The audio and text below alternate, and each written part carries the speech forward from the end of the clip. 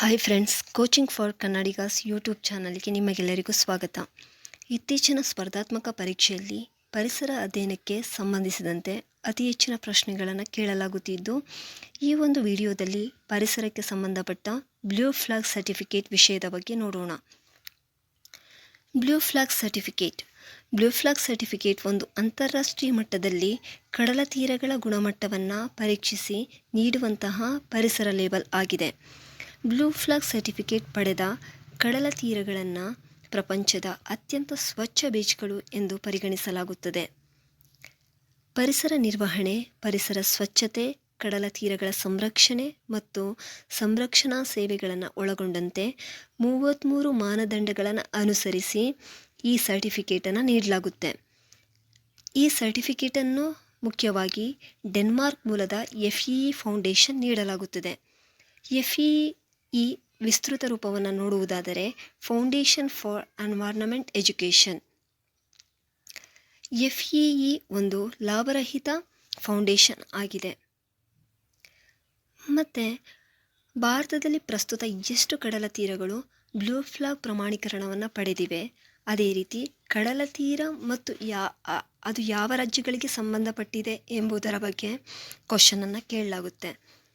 ಭಾರತದಲ್ಲಿ ಪ್ರಸ್ತುತ 12 ಕಡಲ ತೀರಗಳು ಬ್ಲೂ ಫ್ಲಾಗ್ ಪ್ರಮಾಣೀಕರಣವನ್ನು ಪಡೆದಿವೆ. ಅದರಲ್ಲಿ ಕಾಪಾಡ್ ಕಡಲ ತೀರ ಬಂದು ಕೇರಳ ರಾಜ್ಯಕ್ಕೆ ಸಂಬಂಧಿಸಿದೆ, ಶಿವರಾಜಪುರ ಕಡಲ ತೀರ ಗುಜರಾತ್ ರಾಜ್ಯಕ್ಕೆ ಸಂಬಂಧಿಸಿದೆ, ಗೋಗುಲ ಕಡಲ ತೀರ ದಿಯು ಕೇಂದ್ರಾಡಳಿತ ಪ್ರದೇಶದಲ್ಲಿ ಕಂಡುಬರುತ್ತದೆ, ಕಾಸರಗೋಡು ಮತ್ತು ಪಡುಬಿದ್ರಿ ಕರ್ನಾಟಕ ರಾಜ್ಯದಲ್ಲಿ ಕಂಡುಬರುತ್ತದೆ, ಕೋವಲಂ ಕಡಲ ತೀರ ಬಂದು ತಮಿಳುನಾಡು ರಾಜ್ಯದಲ್ಲಿ ನೋಡಬಹುದಾಗಿದೆ, ಋಷಿಕೊಂಡ ಕಡಲ ತೀರ ಆಂಧ್ರ ಪ್ರದೇಶ, ರಾಧಾನಗರ ಕಡಲ ತೀರ ಅಂಡಮಾನ್ ಮತ್ತು ನಿಕೋಬಾರ್ ಕೇಂದ್ರಾಡಳಿತ ಪ್ರದೇಶದಲ್ಲಿ ಕಂಡುಬರುತ್ತದೆ, ಹಿಡನ್ ಕಡಲ ತೀರ ಪುದುಚೇರಿ, ಗೋಲ್ಡನ್ ಬೀಚ್ ಒಡಿಶಾ ರಾಜ್ಯ, ಮಿನಿಕಾಯ್ ತುಂಡಿ ಮತ್ತು ಕದ್ಮತ್ ಕಡಲ ತೀರಗಳು ಲಕ್ಷದ್ವೀಪಲ್ಲಿ ಕಂಡುಬರುತ್ತವೆ. ಅದೇ ರೀತಿ ಕಡಲ ತೀರಗಳು ಅವುಗಳು ಸಂಬಂಧಪಟ್ಟಂಥ ರಾಜ್ಯಗಳು ಕೇಂದ್ರಾಡಳಿತ ಪ್ರದೇಶಗಳನ್ನು ನಾವು ಈ ಮ್ಯಾಪ್ನಲ್ಲಿ ನೋಡಬಹುದಾಗಿದೆ. ಅದೇ ರೀತಿ ಭಾರತ ಸರ್ಕಾರವು ಕಡಲ ತೀರಗಳ ಸಂರಕ್ಷಣೆಗೆ ಅನೇಕ ಕಾರ್ಯಕ್ರಮಗಳನ್ನು ಆರಂಭಿಸಿದೆ.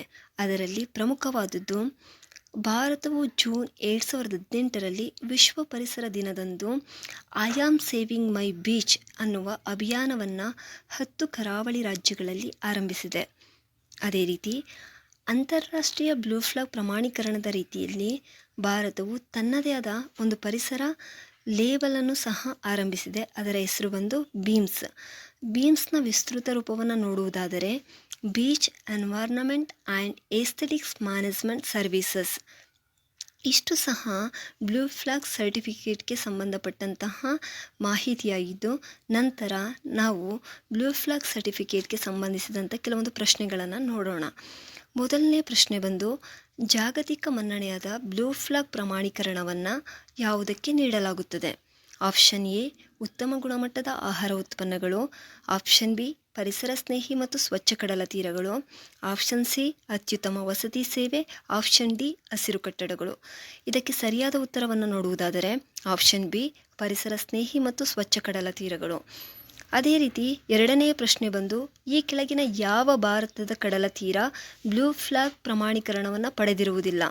Option A Padubidri Karnataka, option B Rushikonda Andhra Pradesh, option C Shivrajpur Gujarat, option D Varkala Kerala. ಇದಕ್ಕೆ ಸರಿಯಾದ ಉತ್ತರ ವರ್ಕುಲು ಕೇರಳ. ಮೂರನೆಯ ಪ್ರಶ್ನೆ ಬಂದು ಭಾರತದಲ್ಲಿ ಕಡಲ ತೀರಗಳಿಗೆ ನೀಡುವ ಬೀಮ್ಸ್ನ ವಿಸ್ತೃತ ರೂಪ.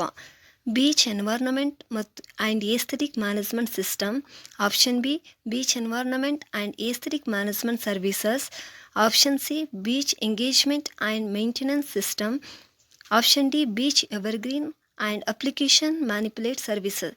ಇದಕ್ಕೆ ಸರಿಯಾದ ಉತ್ತರ ಬಂದು option B beach environment and aesthetic management services. ಈ ವಿಡಿಯೋ ನಿಮಗೆ ಇಷ್ಟವಾದಲ್ಲಿ ಲೈಕ್, ಶೇರ್, ಸಬ್ಸ್ಕ್ರೈಬ್ ಮಾಡಿ. ಏನಾದರೂ ತಪ್ಪಿದ್ದಲ್ಲಿ ಕಮೆಂಟ್ ಮೂಲಕ ತಿಳಿಸಿ. ಧನ್ಯವಾದಗಳು.